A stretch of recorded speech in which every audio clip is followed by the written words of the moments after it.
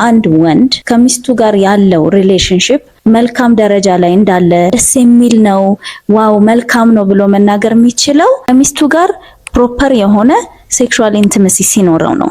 ያ ማለት እሱ ሲፈልግ ብዙ ጊዜ ሪጀክት ሲደረግ የፈለገ ነገር ሌላው ቢበላ ቢጠጣ ወጣው ቢዝናኑ ዲፕሊ ሰው ሲጠይቀው ጓደኞቹ ሲጠይቁት ግን አይ ጥሩ ነው ያለው ነገር መልካም ነው፣ ነገር ግን በቃ አልጋ ላይ የለም ብሎ ያማችኋል ማለት ነው። ያ ማለት ለሱ ለወንድ ልጅ ሪሌሽንሺፑ ቆንጆ ደረጃ ነው፣ መልካም ነው፣ ትዳሬ የተባረከ ነው እንዲል ከሚያደርጉ ዋነኛ መንገዶች አንደኛው ከሚስቱ ጋር አብሮ መተኛቱ ነው ማለት ነው።